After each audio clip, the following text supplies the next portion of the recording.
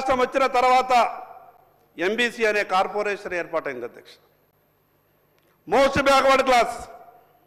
ఇక మా సోదరులు వాళ్ళు కూడా అనుకోరు ఏంటంటే బీసీలలో ఇంకా మేము వెనకబడి ఉన్నాం కాబట్టి మన తెలంగాణ మనకు వచ్చింది, ఎంబీసీ అనే కార్పొరేషన్ ఏర్పాటయింది, దానికి సంవత్సరానికి 1000 కోట్లు.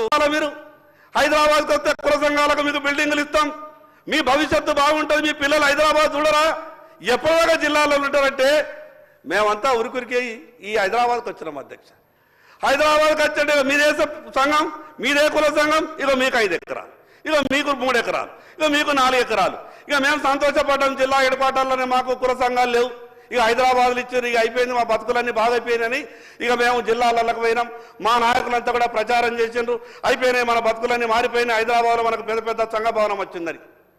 అవి ఏడిస్తారు అధ్యక్ష, మాకు తెలుసా? మాకిచ్చేటి హైదరాబాద్కు 60 కిలోమీటర్ల దూరంలో, 60 కిలోమీటర్లు 70 కిలోమీటర్ల దూరంలో.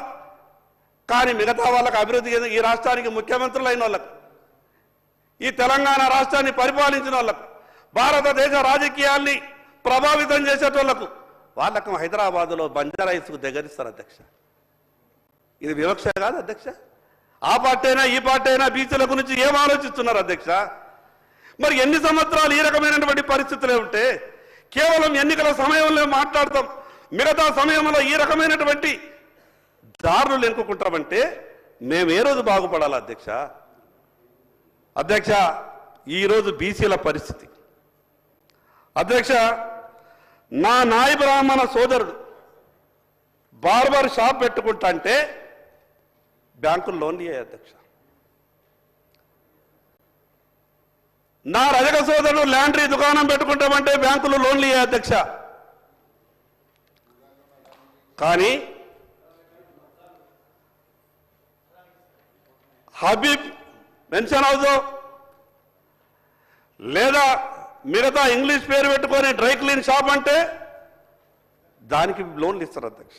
నేనేమంటున్నానంటే ఒక పక్క కుల వృత్తులను ఆదుకునే విధంగా ప్రభుత్వాలు చర్యలు తీసుకుంటాయి, మేము మీకు అండగా ఉంటాం, మీ అధైర్యపడద్దు, బీసీ కుల వృత్తులని ఆదుకునే బాధ్యత మాది అని గత ప్రభుత్వం మాట్లాడింది, ఈ ప్రభుత్వం కూడా మాట్లాడుతున్నది.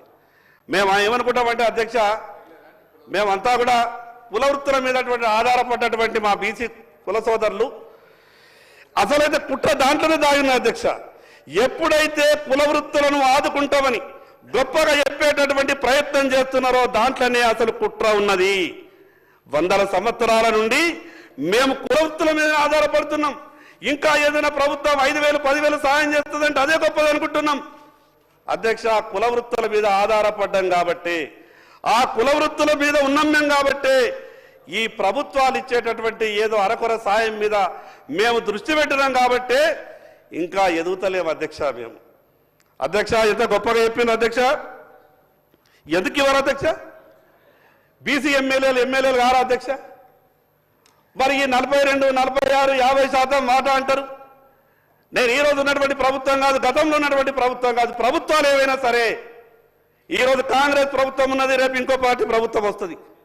ప్రభుత్వాలు ఏవైనా సరే ఈ శాసనసభలో మాట్లాడినటువంటి ప్రతి మాటకు విలువ ఉండాలా, ఈ శాసనసభలో చేసినటువంటి ప్రతి తీర్మానానికి ఒక విలువ ఉండాలా. కానీ ప్రభుత్వాలు ఏం ఆలోచిస్తున్నాయి అధ్యక్ష? తీర్మానం చేసి మేము చేతులు దులుపుకుంటామనే పరిస్థితికి ప్రభుత్వాలు ఆలోచిస్తున్నాయి. కానీ ఇది ఎట్లా సాధ్యమవుతుంది అధ్యక్ష? ఎవరు మమ్మల్ని కాపాడాలా? ఇక్కడ ఉన్నటువంటి ఈ ప్రభుత్వమే కదా, ఇచ్చిన మాట నిలబెట్టుకోవాల్సింది మీరే కదా. ఇంకో పక్క అధ్యక్ష, నేను ఈ మాట అంటే అక్బరుద్దీన్ గారు ఎక్కడ లేస్తారో అని భయం పడుతున్నది. अकबर भाई को मैं पहले बोल दूं, भाई अब थोड़ा सा सुनिए, मैं जो बोल रहा हूं ये लगा दिए पंचायत, पहले हम परेशान हैं. ముందేమన్నారు అధ్యక్ష?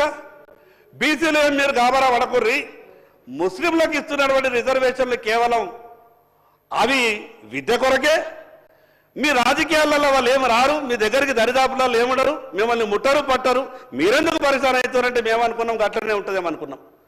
ఇక ఏమైందల్లా అధ్యక్ష ఇచ్చిన తర్వాత హైదరాబాద్లో బీసీ రిజర్వేషన్ ఉన్నటువంటి కార్పొరేటర్లు ఎవరైతున్నారో మీకు తెలుసు, మున్సిపాలిటీలో కౌన్సిలర్లు ఎవరైతారో తెలుసు. రిజర్వేషన్లు ఏమో బీసీలకు కూర్చుండేటోళ్ళేమో వేరే వాళ్ళు కుర్చీలో కూర్చుంటున్నారు. మరి ఇది ఎట్లా అధ్యక్ష? అసలు ఇంకోటి ఒక గొప్ప పదం తీసుకొచ్చారు అధ్యక్ష ఈరోజు ప్రభుత్వం. నాకు ఇది అర్థం కాలేదు అధ్యక్ష. ఈ హిందూ బీసీలు అనేది కులాలు అనేది హిందువులలోనే కులాలు, ఇది కొత్తగా పదం తీసుకొచ్చిండ్రు. మరి నేనైతే ఇది ఎక్కడా చూడలేదు. హిందూ బీసీలు, ముస్లిం బీసీలు, ఇది ఎక్కడ పదం అధ్యక్ష? అసలు ఇది రాజ్యాంగం ఒప్పుకుంటుంది అధ్యక్ష? ఇటువంటి పదాలు వాడి ఈ రిపోర్టు మీరు బయట పెట్టి రేపు బీసీలకు ఎట్లా న్యాయం చేస్తారు అధ్యక్ష? హిందూ బీసీలు, ముస్లిం బీసీలు, అసలు ఈ రకంగా బీసీలు ఉంటారా? బీసీలు అనే పదం ఇది ఎక్కడైతే మీరు ఈ ప్రపంచంలో ఎక్కడ లేనటువంటి ఈ పదాన్ని మీరు జోడించిండ్రో ఇదొక్కటి రాలధ్యక్ష కోర్టులు కొట్టేటందుకు. ఇక రావధ్యక్ష, రిజర్వేషన్లు రావధ్యక్ష. కోర్టు ఒక్కసారి హైకోర్టు అయినా సుప్రీంకోర్టు అయినా హిందూ బీసీ, ముస్లిం బీసీ అనే పదం వాడిండ్రు అని ఒక్కసారి మామూలు వ్యక్తి ఒక పిటిషన్ వేస్తే అధ్యక్ష వారం రోజులు ఇది కొట్టులు పోతాయి అధ్యక్ష. మరి తెలిసి చేస్తున్నారా లేదా అధికారుల తప్పిదమా?